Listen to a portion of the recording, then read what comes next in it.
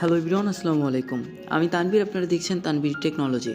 আজকের এই ভিডিওতে দেখাবো আপনারা আগে থেকেই দেখবেন কিভাবে আপনার সামনের মাসের বিল কত এসেছে বা প্রিভিয়াস বিল কত ছিল। অনেক সময় আমাদের বিল মিস্টেক হয়ে যায়, সেক্ষেত্রে আপনারা দেখতে পাবেন যে আপনার বিল কত ছিল বা আপনার দেওয়া হয়নি বলে আপনি সেটা দিবেন, ঠিক আছে? তো বা আবার এমন হতে পারে দেখা যায় যে আমরা জুলাই মাসে আছি, জুলাই মাস শেষ হয়নি, বা জুন মাসে আছি, জুন মাস শেষ হয়নি, তবে আমরা এই বিলটি দেখতে পাবো। কারণ বিলের সময়সীমা হয় 15 তারিখ থেকে 15 তারিখ বা 17 তারিখ থেকে 17 তারিখ, তার মধ্যে আপনাদেরকে এরপরে হলে আপনি বিলটা আপনি দেখতে পারবেন।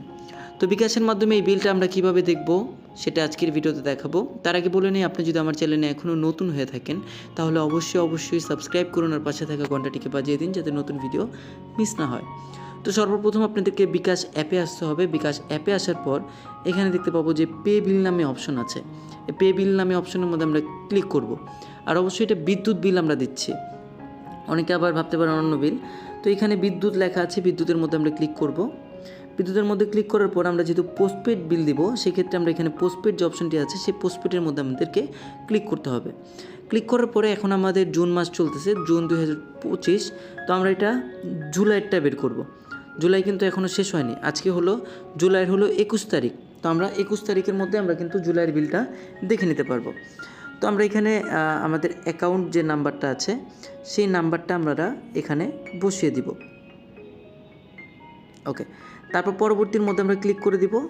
ক্লিক করার পর দেখতে পাচ্ছি যে আমাদের কাঙ্ক্ষিত যে বিল, এই বিল কিন্তু চলে আসছে। এটা হলো আনপেড হিসাবে আছে এবং এই বিলটা কিন্তু আমার এখানের মধ্যে চলে আসছে এবং এটা আমার কবে পরিশোধ করতে হবে সেটাও কিন্তু তারা উল্লেখ করে দিয়েছে। দেখতে পাচ্ছেন যে 14 আগস্টের মধ্যে আমাদেরকে এই টাকাটি দিতে হবে, অন্যথায় এখানের মধ্যে চার্জ হবে।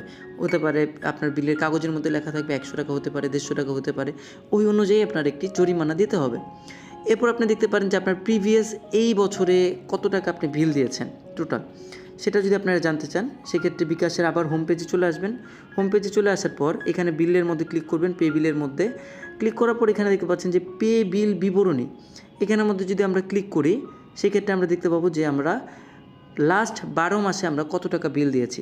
দেখতে পাচ্ছি যে লাস্ট 12 মাসে আমরা 83,000 টাকা এই বিকাশের মাধ্যমে আমরা বিল দিয়েছি, ঠিক আছে। তারপর আমরা যদি এখানে লাস্ট 6 মান্থ দেখি, অর্থাৎ 6 মাস যেটা হয়েছে, 6 মাসে আমরা 23,000 টাকার মতো বিকাশ থেকে বিল দিয়েছি।